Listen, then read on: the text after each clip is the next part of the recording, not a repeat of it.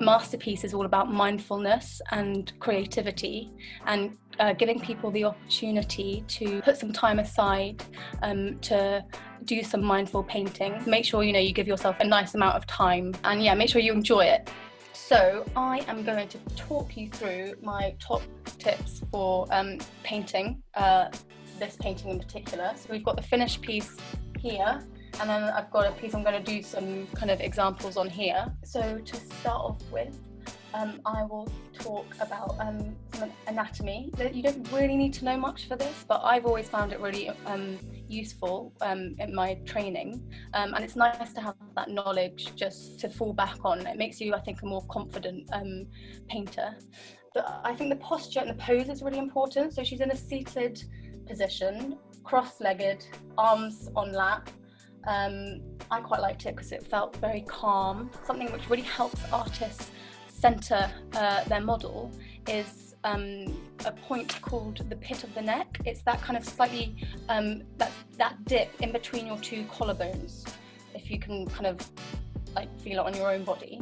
And that helps centralize where everything else lines up in the body. So if you held, for instance, a piece of string from the pit of the neck all the way down through your belly button, through your pelvis all the way down to the floor, you've got a nice central line to kind of base and mold your model around. So for this one, you can't see the pit of the neck, but it would be about here. But you can see there's a nice straight line where she's sitting, which goes through to the belly button, to the pelvis, and then all the way to the floor. And this keeps, especially the rib cage and the chest area, seated nicely on top of the bottom half of the figure. Anatomy-wise, you have obviously the breast, really important, the elbow, the knee, the hands. I've purposely kind of not made really detailed, but they're all things that you can play around with your painting, and you can completely make it your own. These are just tips. Mixing paint. So this is really important when you're creating, obviously, the breast, the elbow, the knee, the thigh, how you mix your paints and how you apply it to your canvas. So you've all got 6 paints in your pack. The most important being your white, yellow ochre and burnt sienna. So I'm just going to put some on my palette. And you want to leave some room for mixing as well, because mixing is the fun bit. Okay, so you've got your palette and you've got your paints. I'm going to start off with these 4. And we're going to mix a base layer. So you want this to kind of be not too dark, not too light, just a nice medium tone. And you also want to make sure you mix all the paint.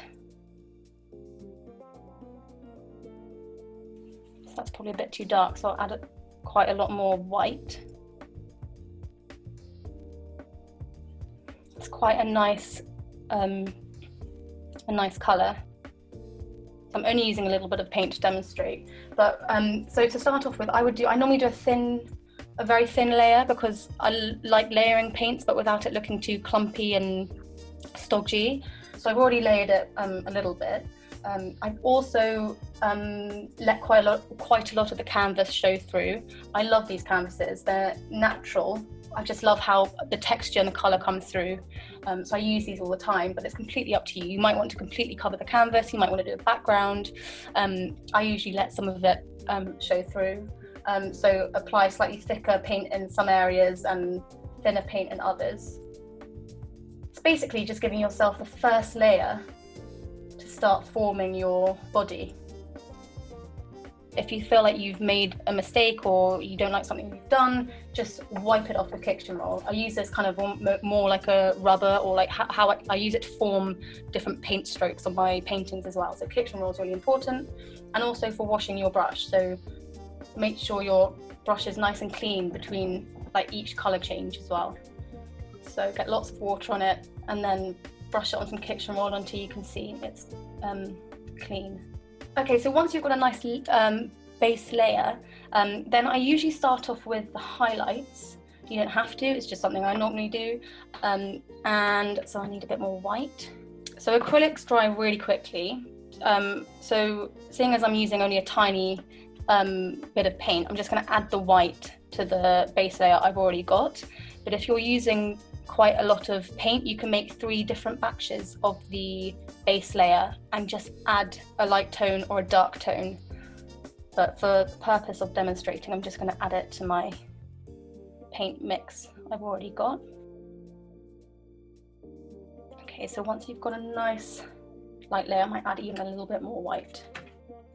Then you can start applying some of the highlights. So these are mostly around kind of thigh area, along the back of the arm, on the breast. So you can really experiment with it. There was quite a lot of light on around her legs and thigh area. And again, you can be as generous as you want with paint, or you can do a light layer. If you think it's too thick, just brush it off with your piece of kitchen roll.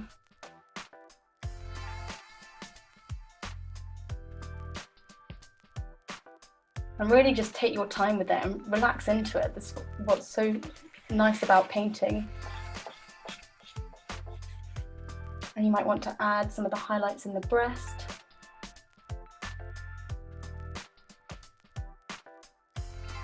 Again, I might kind of tone that down with a bit of kitchen roll. So once you've kind of got a kind of base layer, you've got your highlights down, you're like, okay, so next is probably creating a bit of a 3D effect, a bit of form. So you want to start adding your darker shadows, darker values.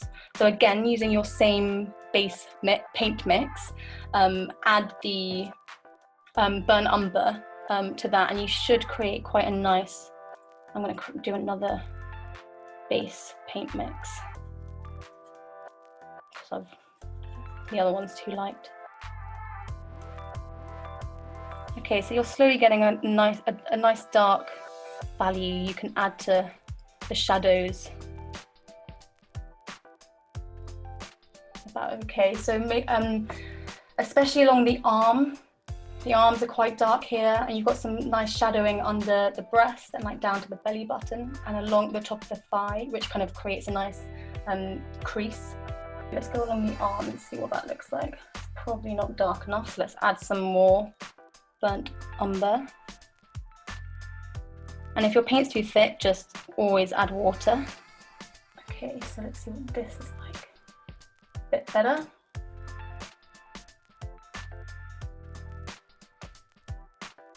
And then along the belly button and under the breast, that's quite nice there. So really just at this point, just experiment with your colour mixes. There's no right or wrong answer. It's probably a bit heavy, so I'll take some of that away. You might be wondering why there's blue in your paint palette. It's because sometimes the burnt sienna and the yellow ochre create quite orangey, coppery tones, and so I like to dull this down by using some blue in my mix. So if you're doing like some of the dark shadows, if you add a little bit of blue, this gives you a slightly different tone. It's quite nice. I quite like it anyway, so I always use a blue. And the red, very important in figure painting. You only need a tiny bit of red, and you can add that to your darker values, and you can also add that to your highlights to create more kind of rosy, fleshy tones that you can add to the breast and to the thigh. Like there's kind of quite a nice burnt rosy effect here. So let's add some red to our lighter tones. Yeah, that's a bit too much, so let's dull that down with some of the yellow ochre. Definitely some more white. Less is always more, because then you can build up with layers if you want a stronger look.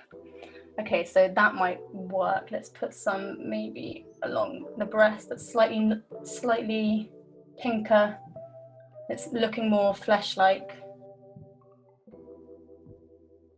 There's quite a bit of red in the nipple as well that you could use with your darker values. There's some nice red tones along here, along the thigh. The importance of this is to basically start forming the body, start making it look like you can see part of the thigh muscle or part of the arm muscle, or the breast, the knee. The burnt umber, the yellow ochre, the burnt sienna and the white are extremely versatile when it comes to painting any skin colour and skin tone, and I use them in my oil paintings for portraiture and figure painting. And I've done a little kind of demo here from just using those 4 colours. So you can go extremely light and you can go extremely dark. So you don't have to stick to the colour palette of the model. You can completely go off piste and do your painting however you see fit. But I just wanted to show you that to show how kind of versatile they are. And then with the outline, I just use the tip of my paintbrush and I just go straight for some burnt umber, and that's how I create a thin outline.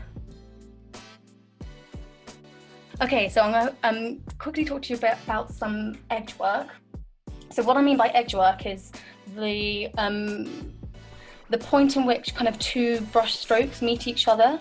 So you can have very stark lines like that, just a very obvious line of pink paint, or you can have much softer tones like the one along the breast or the ones along the thigh, and again this helps form your painting and make it look like the thigh or the breast, or it kind of you can start making edge work much more sharper. So there's around the elbow, around the knee.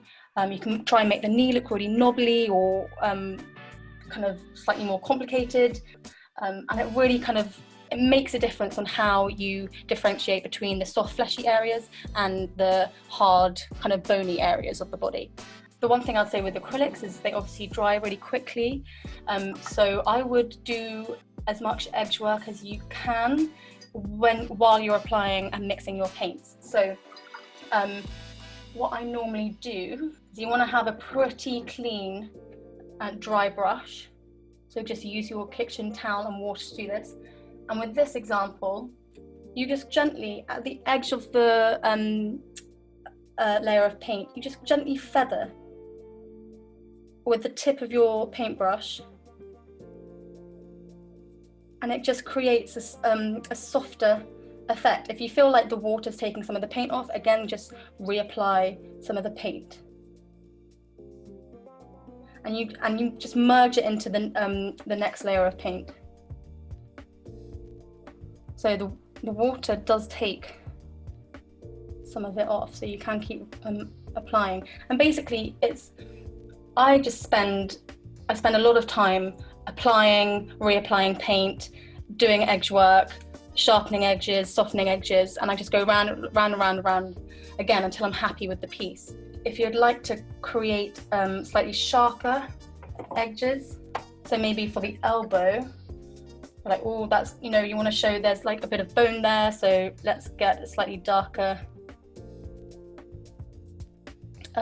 value. And when I talk about values, I mean light and dark tones. So a light value is all your light highlights, and a dark value is all your shadows or your darker tones. So we might want to create, okay, so here's the elbow. We want to do use our paintbrush to form quite a sharp mark. And then some of it you might think, okay, I really like the sharpness of this bit, but this is probably too much. So again, clean your paintbrush, try it on some paper towel, and again, just gently feather the tip of your paintbrush part of the paint, so you can kind of go through creating soft areas, sharp areas, and this helps form the anatomy, it helps form just the overall shape of the body. So here you can see this with a slightly bigger paintbrush, but here you can see very stark straight edge, and here in the middle you can see I've just gently feathered it and it's very soft. And you can do that with all colours. You can do that with your reds, you can do it with your lights, you know, it doesn't really matter. Thank you so much for joining. Yeah, if you have any questions you can think of, just message me or message Masterpeace, and yeah, we'd love to see your work as well. Have a lovely rest of your day.